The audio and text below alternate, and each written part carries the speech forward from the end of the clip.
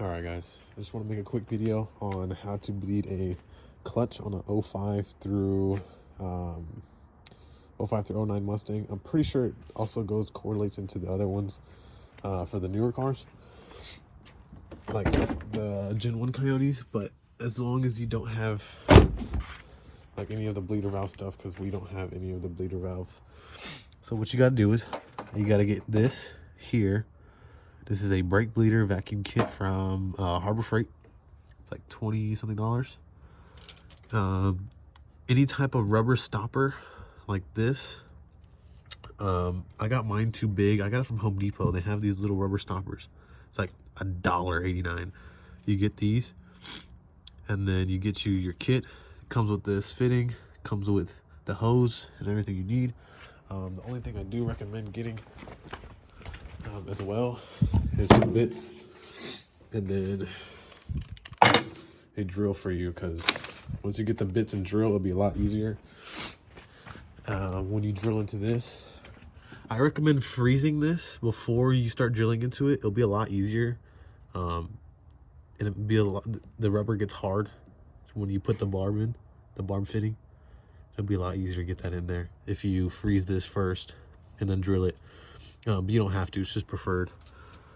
And then yeah, just leave this here. I left it here for like a good, people say like a minute or two, but honestly, the longer you leave it with vacuum pressure on it, the better, because that air bubbles could be all the way down to the steel braided line going to your actual slave cylinder.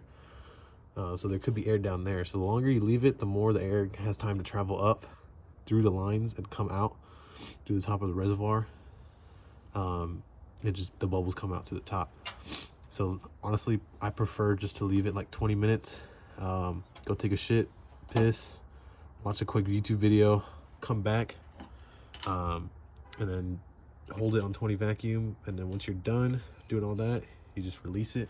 I've already done it, so I got my pressure back on my pedal.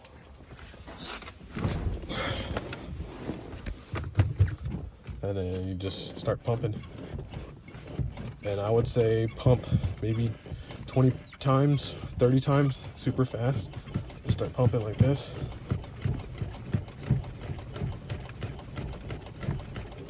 And then eventually you'll get that feeling all the way back in there. Now there's so much feeling in my clutch pedal. Before, it was like that bitch was going to the floor and not coming back. But yeah, that's just a quick video on how to do it. If you have the aftermarket bleeder that's down on the clutch slave cylinder, there is a little McLeod like Y fitting that they have on the elbow down there that goes from the slave cylinder to the trans line, or yeah, the clutch line. That tends to leak because this is hydraulic pressure. All this is hydraulic pressure on the system. So if I had two of them leak on me because the fitting hole size was just ever so slightly bigger, and there is so much hydraulic pressure going into that line, and if it's off slightly on the hole, it will leak. So I did have that happen to me on two of them on the McLeod's little bleeder valve that they have. So then I found a totaled car and just bought the little elbow, it's an L elbow shape, and I just bought it from some totaled car and put that one in. It's the stock one, because apparently the one that they have originally is superseded. I tried calling Ford and I couldn't find the part. But yeah, that's just me rambling about that part of the clutch, because that part is superseded. And I bought the McLeod one, and that shit started leaking like twice on me.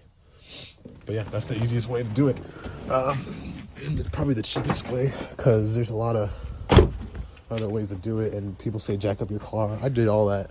None of that stuff worked. This worked like a charm.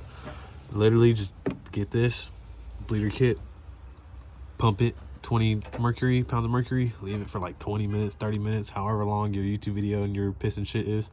Come back, release it, start pumping, and then you should start getting feeling back. And yeah, guys, that's all it is to it. Thanks.